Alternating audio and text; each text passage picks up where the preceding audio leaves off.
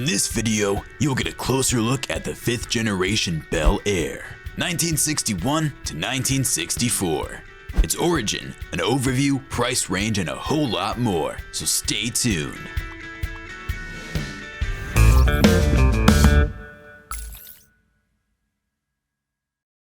The 5th Gen Bel Air is a series of model cars produced by Chevrolet between 1961 and 1964.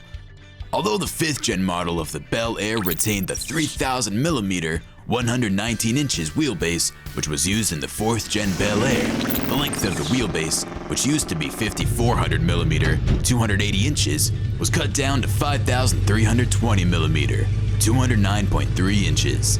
The 5th Gen models also retained the engines used in the preceding model. Unlike the 4th Gen Bel Air models, which only included 2-doors and 4-door sedans and hardtops, the 5th Gen Bel Airs had more body styles. They include the 2-door sedan, 2-door hardtop, 4-door sedan, 4-door wagon, and of course the 4-door hardtop. The GMB platform of the 4th Gen models was also retained in the 5th Gen Bel Airs.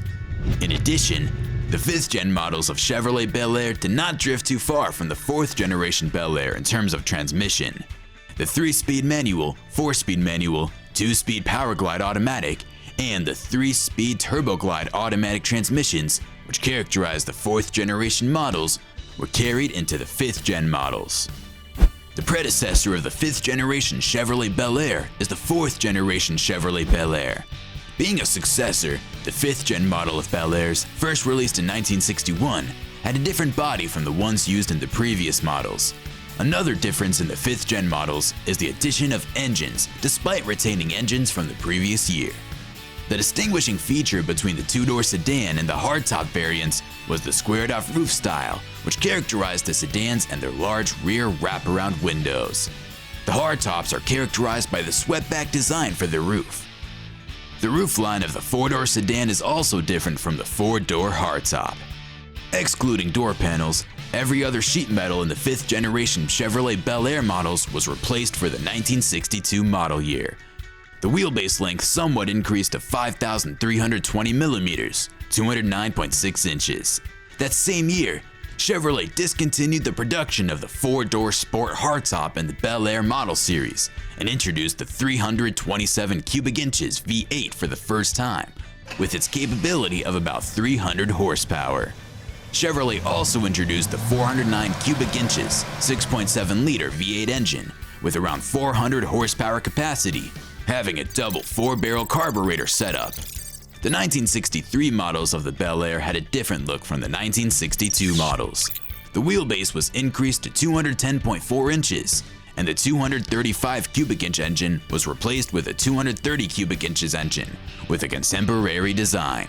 The company also upgraded its 283 CID V8 engine to produce 195 horsepower, and the 409 CID V8 engine was now available in versions 340, 400, and 425 horsepower. Only 2 variants were produced, the 4-door and 2-door sedan, and the 6-door and 9-door station wagons. Fewer changes were made to the Bel Air series in 1964.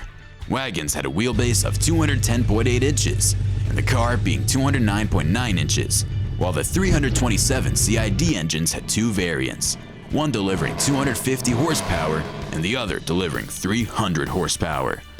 Succeeding the 5th Gen Chevrolet Bel Air was the 6th Gen Bel Air models. The Turbo Glide engine was no longer included in the Bel Air series beginning from 1962, so the only available transmission was the Power Glide.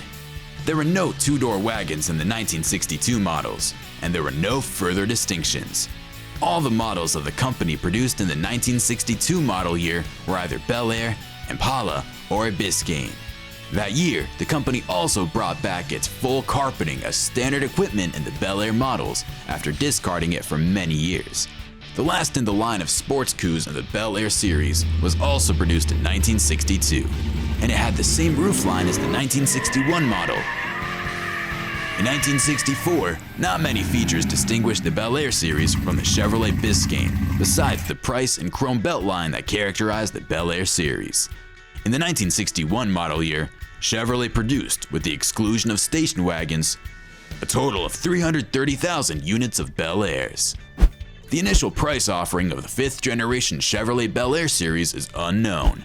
Considering that these cars were in Chevrolet's middle range, they couldn't have been very expensive when they were first offered for sale. At present, the prices of the 5th gen Bel Air series are quite high. The current average price of 1961 models is around $74,800.